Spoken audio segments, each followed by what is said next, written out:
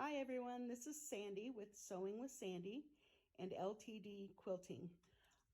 I just thought today would be a good day to share with you how I bind and incorporate labels into my quilts. Making labels is not one of my favorite things, so I go ahead and purchase already pre-printed labels whenever I find them in a pattern or color or design that I kind of like. So this is one that I had purchased quite a while ago. I don't even remember what company it's from. And the first thing I do is cut them apart into manageable chunks. And then I put fusible on the back. As I've said before, I like to do things as easy as possible, especially if there's something I don't enjoy doing. And putting labels on my quilts is one of those things I don't enjoy. So this is just Heat and Bond Light. It's a paper-backed fusible. And you can see that all my labels are rough cut because when you put your fusible on the back, you want to go ahead and make a nice fresh cut that includes the fusible. And that's what actually makes the edges so that they don't fray as much. So I've got these rough cut and I've got my fusible on. The next thing I'll end up doing is I'm going to take my Karen K. Buckley serrated scissors, and I'm going to cut these out. Now, I could use my rotary cutter, that'd be perfectly fine, but I'm only going to cut out one today, so I'm just going to use the scissors. Normally, I would just cut them apart, and that's actually what I'll do after the video. I will cut these all apart and then put them in a place where I can find them again, hopefully, when I need them. But I have 5 quilts that I need to get labels on today before I take them to a show. So I'll be using several of these. Okay, so once I get them ready to go, like they are here, I'll cut them apart with my scissors or my rotary cutter. Then I will take a Sakura acid-free permanent pen, and I will write information on the label.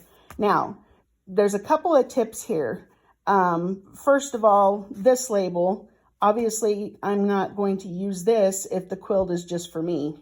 If it's a gift for someone, then I will put who it's for, that it was pieced and quilted by me in this part here, my name, and then the date here.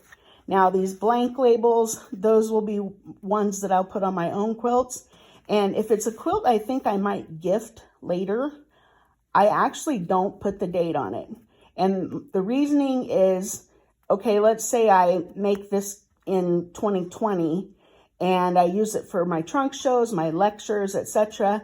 And in 2025, I decide, okay, I'm done using this quilt. I have something else that I'm going to put in its place in my trunk shows, and I'm going to gift this quilt.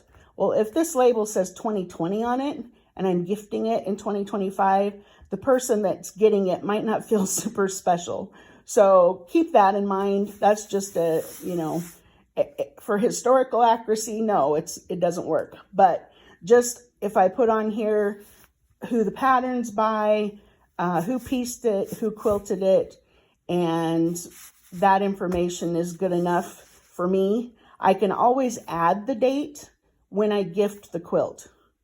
So I could say 2025, gifted in 2025 to whoever I gift it to. So that's just an idea. Okay, so what I do then is I try to remember to put the label on before I put the binding on. And the reason is because it's a lot harder to get the label off and steal the quilt and take the label off if it is incorporated and sewn down into the binding. That's another reason that I like to use fusible, because it's also really hard to take a label off that has been done with fusible. Now, I know that maybe it doesn't look as pretty or this or that, but it does make it harder to take off. So what I will do is, let's pretend that I have cut this label into the size, into the shape size here, and I'm going to put it down here in the bottom corner of my backing. Now, this happens to be the left side bottom of the quilt, and that just happens to be where I want to put it. So this is on the back, so obviously it looks like it's the right side backing, but it's gonna go on the left. And I'm gonna put it in the corner. I'm gonna tear the paper off, and again, imagine this has been trimmed down. I'm gonna tear the paper off the back. I'm gonna press it into place, nice and even and straight with my bottom and my side of my quilt. And then when I go to put the binding on, I'm just gonna sew the binding right over the top of this. And a lot of times I bind by machine. I know it can be hard to needle through the fusible. If that's an issue, you might want to use something like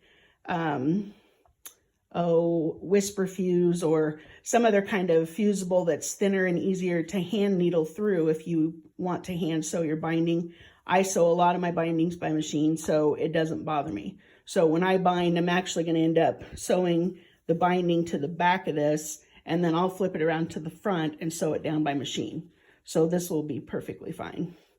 The only other thing about labeling, if it's a block exchange quilt or something like that, I try to include on the label the names of the people that participated in that block exchange or the group that it was with, that type of thing. And I never give away my block exchange quilts, so I will put the date on a block exchange quilt.